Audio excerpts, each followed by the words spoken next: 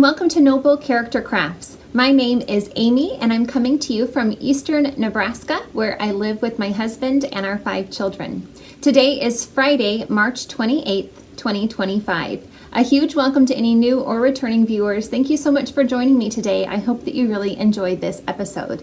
This is a channel all about my crafty life, and today I have knitting and crocheting to share with you all.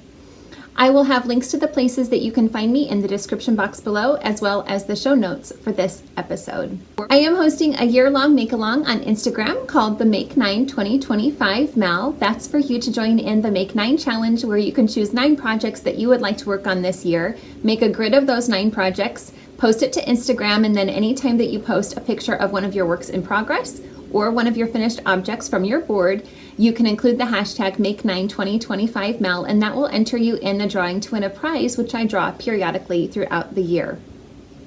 I have been gifted several wonderful yarny prizes over the years, and those are what I am gifting to those of you who are participating in the Makealong, and I have a few more prizes to give away today. One skein was given to me by Jacqueline. I believe this is the last skein that I have to give away from Jacqueline. And then the rest of the yarn was gifted to me by a viewer of this channel named Mickey. The first prize is going to be 2 hanks of yarn. So this is the one from Jacqueline and this is from Mickey. The one from Jacqueline is by Ching Fiber. It's called Shangri-La, and it's on the Donegal sock base, which is 85% superwash merino, 15% colorful neps, and the papaya colorway. This was in a cake, and I put it back into hank form just because it's easier to ship in the hank form. So maybe when this was first sold, it looked differently. Now it's been re-skeined or whatever. So the colors are probably distributed a little bit differently, but it's super pretty. And then the other one, did I say that was fingering weight? I'm pretty sure it is. Yeah, it's sock weight. So it's 400 meters to 100 grams for this one. Then this one is Madelinetosh. It's a one-of-a-kind colorway. It's a DK weight, maybe? No, Sport. Tosh Sport, 100% superwash merino wool, 270 yards for 100 grams. So these are this is the first prize set, and the winner of these yarns is Amy at the Knitting Wanderer. Congratulations to you, Amy. For you and all of the winners, if you can please get in contact with me through Instagram, direct message, and let me know your mailing information, and I'll be happy to get these prizes off in the mail to the winners as soon as possible. The second prize is 2 hanks of Malabrigo yarn. These, again, so all the rest of the yarn was gifted to me by a viewer of this channel named Mickey. The first hank is on the Arroyo base, and it is in the Chameleon colorway. It is a DK/squirt weight, so it's 335 yards to 100 grams, 100% superwash merino wool. And the colors in this are just absolutely stunning. And the second hank is on the worsted base, which is worsted weight, 210 yards to 100 grams. The colorway is called Arco Iris. And this is also 100% superwash merino wool. But this is more of a single ply, whereas this one is probably, well, many plies are in this one. I'm not going to take the time to count them, but anyway.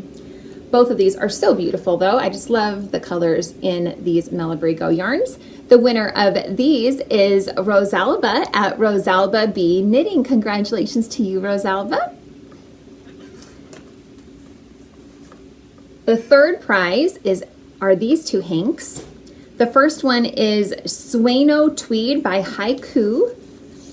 And this is 69% superwash merino wool, 16% viscose from bamboo, and 15% viscose flex. 233 meters to 100 grams. And The colorway is called Grateful Gold. And the second hank is really luxurious feeling. It's so extremely soft. It is by, I think the brand name is Mirasol, and it's called Mishki. That might be the base. It's 100% baby llama, and it's just so super soft. It is spun in Peru.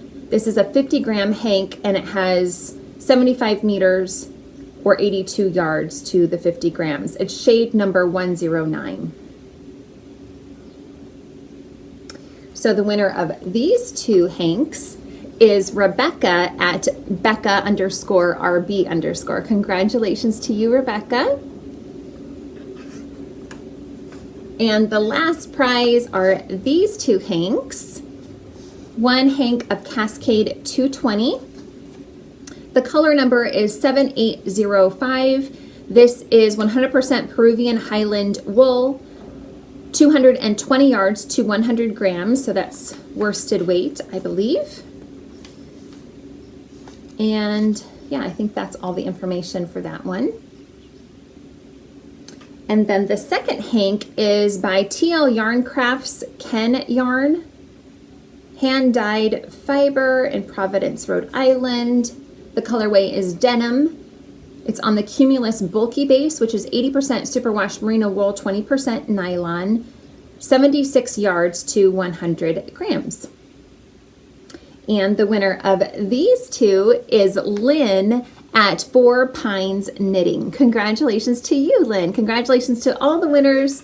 And again, just get in contact with me through Instagram direct message and let me know your mailing information. Thank you so much to those of you who have been participating in the Makealong already this year. I'm so happy to see so many of you joining in the fun. And it's never too late to join in if you haven't already. You may join in at any time, and whips are allowed. Any craft is allowed. You're not required to finish anything. It's just for fun to participate in the Makealong. So please don't hesitate to join in if you haven't already. Okay, on to my finished objects. The first one I am wearing, I am so happy that I was able to finish the Inishmann vest that I have been working on since late last year. This is a beautiful design by Mary C. Gildersleeve. It was in a publication by Knit Picks that I have over here. I guess I could grab it. It is called Wood Smoke, but you can buy this pattern individually, which I would recommend because there are some, there were some changes made from the original pattern that Mary C. Gildersleeve designed to what was published in the Knit Picks publication. And I think it would be nice to have her original notes. So if you don't already have that publication and you're interested in this design, I would recommend probably going straight to the pattern page for this design and buying directly from the designer. I started this back in December of last year, on December 29th, but I ended up ripping it out, what I had started, and starting over again on January 21st of this year because the original piece that I was making was turning out way too huge.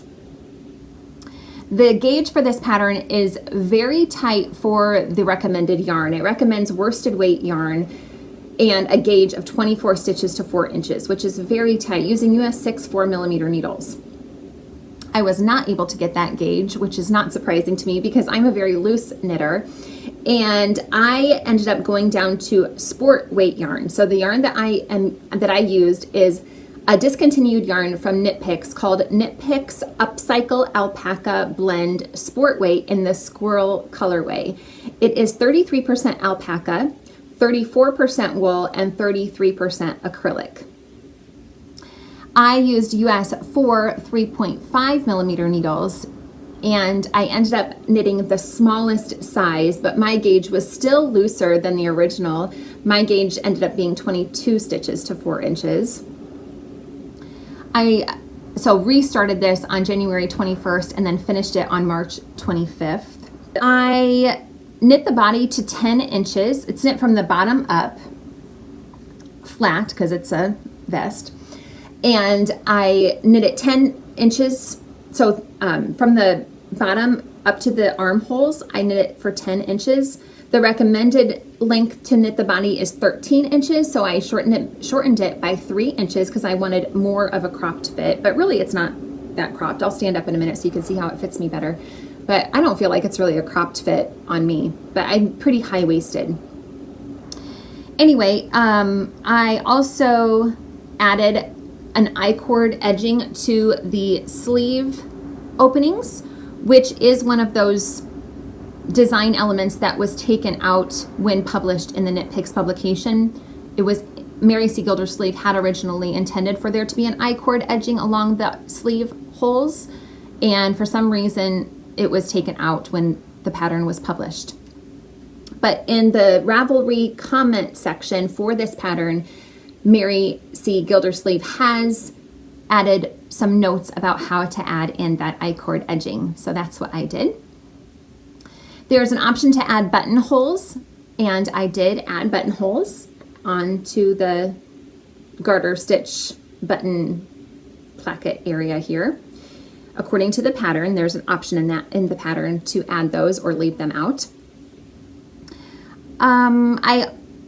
So it's knit from the bottom up, and then last time I recorded, I had knit the left front piece, and I was working on the back, the upper back piece, and then I also was able to finish the right front piece. And then you pick up for the collar, and for the collar, I also knit that 1 inch shorter than what the pattern recommended. It is a double folded collar, so you knit it twice as long as what it needs to be, and then you stitch it down. It was sewn off. The stitches were sewn off and sewn on to, I sewed the collar down while I was binding off those stitches at the same time. Also, there was a 3 needle bind off for the shoulder stitches. Let's see. I also ended up making some Dorset crosswheel buttons. I tried to find some buttons in my stash that I liked with it, and I just couldn't find anything that I thought went that well with the cardigan. And I really love the process and the look of Dorset crosswheel buttons. I've done that on several of my cardigans in the past, and I really love the idea of making my own buttons, and then it matches perfectly and it's more handcrafted, so I really like that effect. I use a tutorial by Gina-B Silkworks on YouTube that shows how to make a Dorset crosswheel button, and it's really very simple. It's not hard at all. I just use washers from a hardware store. I used 1/2 inch washers this time, so that's what they look like, and you just wrap the yarn around the washer, and there's a few other stitches that are involved in the button process, but it's really very simple, and I think they turn out so cute, and I just love how they match. So I made 6 of those, and they work really well. I feel like there's something else I need to say, but I can't think of anything else. I was a little worried about how it would block out, but I think it's blocked out really well. I can't think of anything else to say before I go ahead and stand up. Hopefully I'm not forgetting anything major. I'll go ahead and stand up so you can see it better. So here it is. As you can see, it hits me, yeah, pretty much right on my hip bones. They're right here. So it's not that cropped. I'm really happy with how the length of it. I think it's great. It's not, I was a little concerned that maybe the fit would be off, but I think it's a great fit. It's not too tight. There's a little wiggle room here, but it's not too big either, I don't think. I think it's great. I can definitely open it up, and it looks cute like that too, I think. The collar is nice because it can be both, you know, you can let it stand up like this, and then also you can fold it over so it has more of an open look like that, which I think is great as well. And that looks good when it's buttoned as well, to have it kind of flapped open. Or since I think the double collar part really helps it to stand up or to lay flat nicely. And then since it's a double fold, when you do fold it over, it still looks really pretty on the other side. The, I'll turn around so you can see the back of it better. I think you can see it all. So the beautiful cabling is along the back here, and then that cabling runs all the way up to the collar as well. The inside of the collar is just ribbed though. The inside part is all just 2x2 ribbing. And then there's cables along the sides here as well. And I guess the cabling here, there's those sections in the back too. And it starts off a little differently and then it changes right here. So it gives it a little bit more of a waist definition maybe, I guess. So anyway, I think it's great. I'm really happy with it. I am so glad that I finished it. It seemed like it took a really long time. I guess I just didn't think that a vest would take quite that long, but since it is a pretty tight gauge and so many cables, it did take a long time for me to finish. And of course I wasn't working on it monogamously. I have a lot of projects that I always have on the go. So I, spent a lot of time working on other things as well. But anyway, super happy to have this done. This is my first finished object from my Make 9 board, so that's exciting as well. It's quite warm today here. Again, I'm recording on a super windy day. We even have wind advisories, I think, today. So it's very typical for me, it seems like, but it is kind of funny that last time I recorded it was really windy, and then, not every day is super windy, but today is another very windy day. So hopefully the wind isn't too disturbing in the background, but I'm sure you can hear it because it's very windy. But anyway, it's supposed to get super warm today, like mid 80s. So I think I'll keep the collar folded down because it is quite warm. So I think it'll be a great layering piece to have all year round. I mean, not in the heat of the summer, but in the other seasons, I think it'll be a great layering piece. I was also able to finish my Colorwork Cuff Club socks for the month of March. This is a beautiful pattern by Summer Lee. She comes out with a new Colorwork pattern each month for the Colorwork Cuff Club, and I really love this March motif that she designed. I decided to make my March socks shorties. My socks I usually make are longer, but I just thought that this pattern would be so cute in a shorty pair. I just imagined wearing them with sneakers and having the little flowers at the top of the sneaker. I thought would be so sweet. And I just love how they turned out. Last time I recorded, I had just finished the heel flap and gusset decreases. So I had just the foot left over to knit, and then I also added in a slip stitch detail to the ball of the foot, so that helps to add a bit of reinforcement in that section of my socks, which is where I tend to wear holes most quickly. The way I do that is for the last 30 rounds before the toe decreases, I do one row of slip one, knit one on the base, the bottom of the foot only, and then I follow that with a plain knit round. And I repeat those 2 rounds for a total of 30 rounds before I do my toe decreases. And that has really proven to be very effective so that I do not wear holes in the balls of my socks as quickly as when I didn't used to do that. I would wear holes in my socks more quickly. Anyway, I love how these turned out so much. I started them on March 1st and I finished them on March 18th.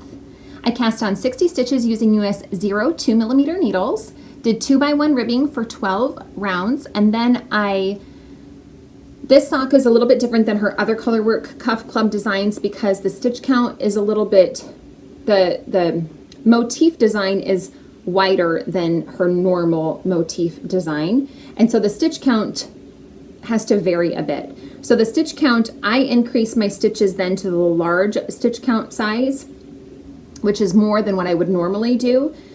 And I did not increase my needle size as much as I would normally. I only went up to a 2.25 millimeter set of needles for the Colorwork portion to get a loose gauge in the Colorwork section. Then after I did my Colorwork, I reduced my stitches back down to 60 stitches. I knit 10 rounds of plain stockinette before I did the slip stitch heel flap. And yeah, I think that is about it. The color, the yarns that I used, the main color is Knit Picks Stroll in a discontinued colorway called Key Lime Heather. It is fingering weight, 75% superwash merino, 25% nylon. And then I just used a couple of minis for the flowers. I don't know what that yellow color is. And then just a bare sock yarn for the petals. And I love how they look. I'm so pleased with them. I think they're super sweet and perfect for spring. And my last finished object is another classic ribbed hat, which is a design by Jake Canton for Purl Soho. It is a free pattern on the Purl Soho website. And it is intended to be made using DK weight yarn. I use DK weight yarn, Lion brand Mandala in the Warlock colorway. I knit the adult small size using US 3.25 millimeter needles. I did knit the hat to longer than what is recommended. I knit the hat to a total of 9.5 inches before I do the crown decreases. And I like to do it that way so that you have just extra fabric to roll up for a nice generous brim. These hats fit so well. This one, I've noticed with this Lion brand Mandala yarn that the hats turn out pretty big. I think I have a pretty average sized head, and it fits because of the ribbing. It still kind of sucks in. But as I mentioned on my last episode, my husband got one of the hats that I made that I showed last time, and he has a very large head. I should measure it because it's just larger than normal. He has a very large head. And he was able to use one of these hats, and it fits his head really well. So I have started a new hat, and I went down in my needle size to see if I could get a bit of a tighter gauge and maybe a tighter fitting hat. Because as you can kind of see when I go like that, the stitches are a bit loose. You can see some light going through it, so it's not a super tight gauge. But anyway, this one I started on, I don't remember. I started it on March 11th and I finished it on March 25th. It weighs 48 grams. I think that's it. I have started another one, like I mentioned. It's being held in this bag that I sewed myself, and I'm continuing to use the Warlock colorway. I have gone down to, I haven't even made a note in my knitting book for this project because I just started it this morning. I don't know if I'll be able to read these, and I forget. I went down one needle size. So I am using US 2.75. That's hard to read. Yeah, 2.75 millimeter set of needles. I'm again making the adult small size, but just wanted to try these smaller needles to get more of a tighter gauge, hopefully. So the Warlock colorway now is, the hat I finished ended off with this green color, so I'm just continuing with that cake of yarn. And then it will go into some gold and tan colors. And then I have one extra little ball that is more neutral colors as well if I need that. I'm not sure if I'll need that or not. But anyway, just started this morning, like I said, so I've just done a couple of rounds, but it's just easy 1x1 ribbing, so super mindless and great to have as an on-the-go project. Okay, I have another. Technically, I consider it still a work in progress, but I actually just finished it this morning as far as the stitching on it. And it is the vintage Chevron blanket that I showed as a work in progress on my last episode. And I finished crocheting this morning, but it needs a block. It needs a really good block because I am hoping that it will block out well and the stitches will lay nicer and we'll get a bit more width because right now it's pretty narrow. The original pattern, I think I wrote it down, but I have it, I don't think I even, anyway, I looked up this morning what the measurements are supposed to be. This is the crib blanket size. And I think it's supposed to be about 25 inches wide, which I probably have, but it's just not a very big size. So this is, again, the vintage Chevron blanket by Purl Soho crochet version. It comes in both a knitted version and a crochet version. The crochet version comes in 3 different sizes. I've made the smallest size, which is called the crib blanket, I think is the name of it. Yes, crib blanket. I started this on March 1st and finished it just this morning, March 28th. I used a 5.5 millimeter hook, which is the recommended hook, and the yarn was gifted to me by Purl Soho. They sent me a bundle that is specifically for this blanket in the ruby colorway. So it comes with 10 different gorgeous, beautiful colors of their Till yarn, which is an Aran weight, 100% Andean Highland wool. And I absolutely loved working with this yarn. It's so nice. Last time I recorded, I was here in this rose hip red stripe. That's that colorway name. And I finished up these stripes since I recorded last. Each of the colorways have 10 stripes of single crochet stitches. You work into the back loop only, and it's a very simple pattern. I did keep track of my stitch count as I worked along because I wanted to make sure I didn't get off on my stitch count, and that way it was easier to know when to do my increases at the mountain tops and when to do my decreases in the valleys. But it was a simple project to work on, and I enjoyed it a lot. I am super excited to give this a really good block though and see if I can get it to lay a little bit nicer and open up the stitches, because right now you can just see it's all kind of scrunched up and curling a little bit. So I hope it blocks out well. I think it will. Isn't it pretty? I love the colors in it so much. I have a lot of leftovers, so I am thinking about what I want to do with those. I thought it might be fun to make some colorwork mitts, maybe with my leftovers. I don't know. We'll see. I've been kind of looking online to see if I can find some patterns that I like for working up Aran weight yarn, because I don't have any other Aran weight yarn in my stash. So I think that is all for that one. I will show it off next time after I have a good block, have given it a block.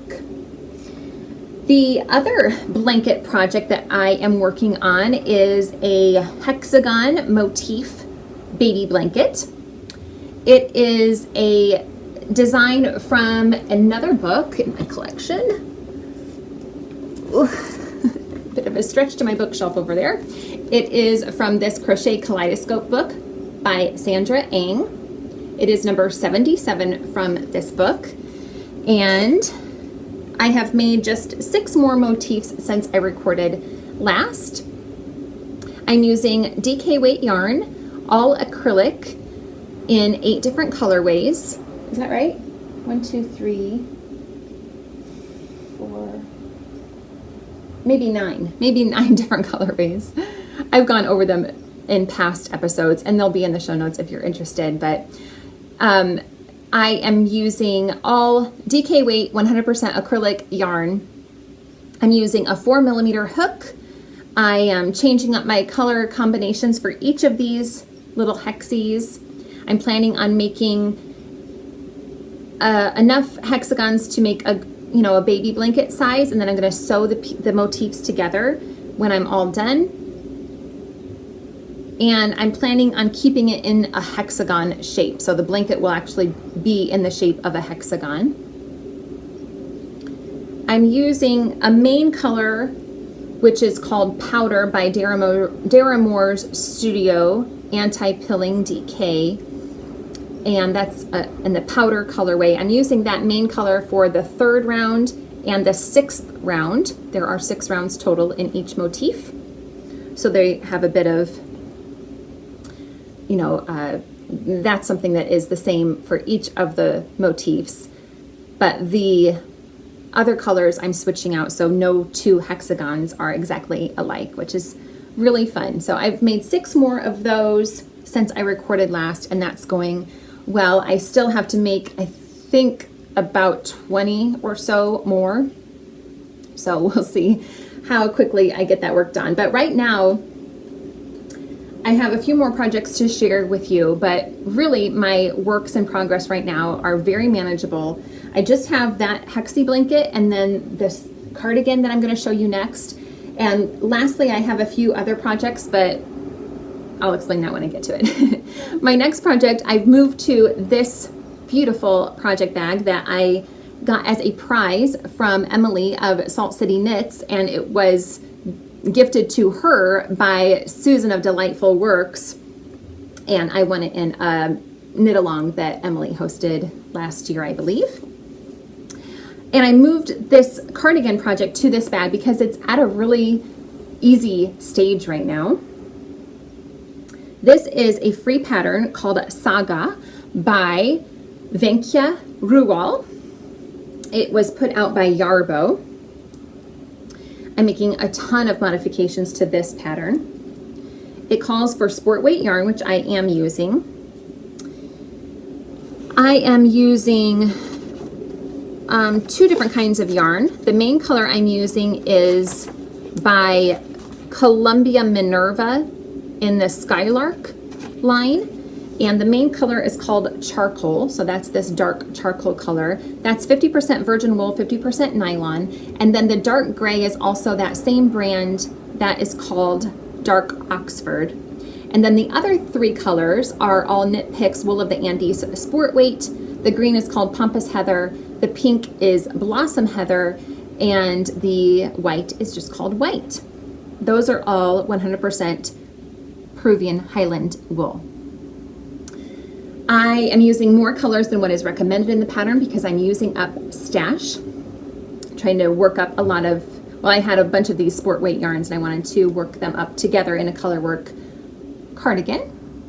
It is knit from the top down. It is knit in the round, so there are some steek stitches added here to the front.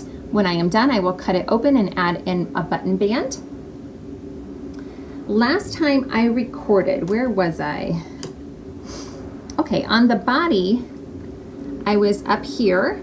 So I knit two more sections of the Colorwork pattern, and now I have started the ribbing already. I didn't think I would be ready for the ribbing, but I'm gonna make it a bit cropped, and I'm gonna make the ribbing pretty substantial.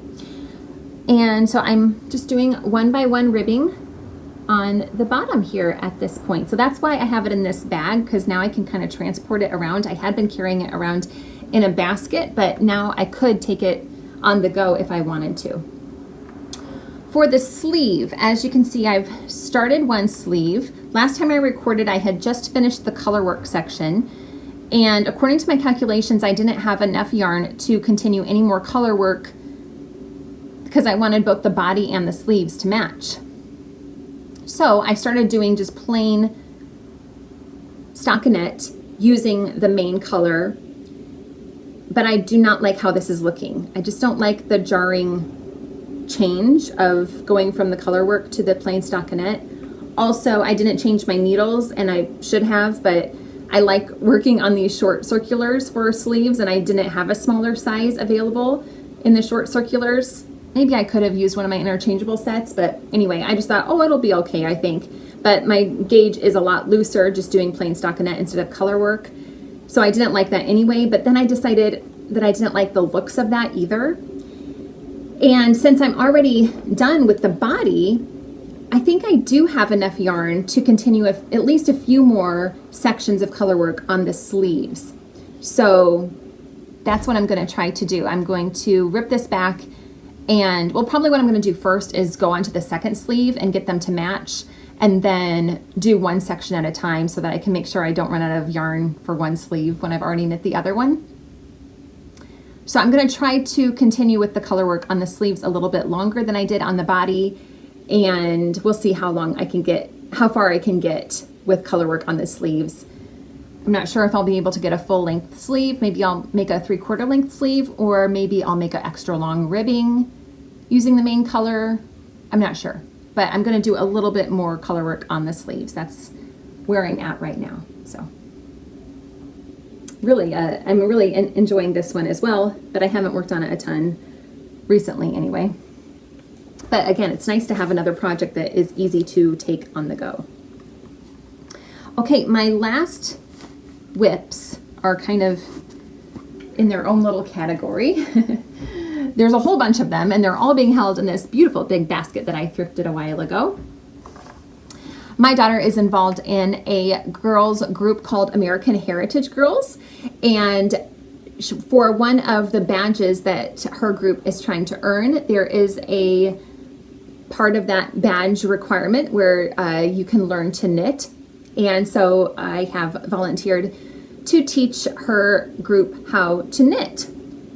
So I have started a bunch of hats, and that is what I decided would be the easiest thing to teach these girls how to knit, is to make a simple hat. So this is my example. I cast on 64 stitches. This is bulky yarn. It is Premier Bloom Chunky, bulky weight, 100% acrylic in the orchid colorway. So I did 1x1 ribbing for about 3 inches on this sample. On the other projects I'll show you in a bit, I decided to shorten that ribbing just a little bit. But then my plan is to just teach the girls how to do the plain knit stitch, and they can knit in the round. And I've knit this one to a total of 10 inches, I think it is. And then I've just left a long string, and I'm going to just show them on this example how once they've knit to 10 inches in length, they can just cut a long tail and sew it through the live stitches so they don't have to worry about binding off all those stitches. So I'm trying to make it as simple as possible so that they can end up with a finished project if they, if they're interested in knitting. I wanted to make it as easy as possible for them. So anyway, this is my example. I'm going to show them, this is what you want to get to, and then I'll show them how to sew those live stitches off of the needle. And it's going to be a group of 5 girls in the group, and then I've started 6 hats. So 1 for each of them, and then 1 for me to work on. So again, I've got 2 more in this same colorway, the Premier Bloom. And I just ended up doing 10 rounds of 1x1 ribbing, and now I've just started 1 row of plain stockinette for them to work on. And then I've also got 2 in using some Lion Brand Tweed Stripes yarn. This is, funnily enough, also in the orchid colorway. And also, I just got to mention, my orchid in the background is blooming. Isn't it gorgeous? I just love it so much. Anyway, so on these hats, this is also considered bulky yarn. It is also 100% acrylic, but it's thinner than the Premier Chunky yarn. So I've cast on 70 stitches for these, and I'm also using smaller needles. For the other hats, I'm on a US 10, and on these I'm on a US 9 for the plain stockinette section. So I've got 2 of those. I've never taught a class how to knit before, so I'm really hoping it goes well. And then I've got another one of the same yarn, Lion Brand Tweed Stripes, but this one is in the caramel colorway. So that is the same stitch count and needles as the other one. And the last one I have is in some yarn that was gifted to me by a viewer, but it does not have a label. It's just in this Tweedy yarn. And it's got some beautiful fun flecks of light blue and dark blue in it. I think it's so pretty. And I did this the same as the Tweed Stripe. So 70 stitches, and they're on US 9 small circulars. So yeah, I'm really hoping that it won't be too hard for them to pick up on, and I hope it goes well. So we'll see. I'll report back next time how it went. those are all of the projects that I have to share with you all today. Thank you so much for joining me today. I hope that you enjoyed seeing the things that I've been working on, and I hope that you're enjoying the things that you're working on as well. Take care, everybody. Bye-bye.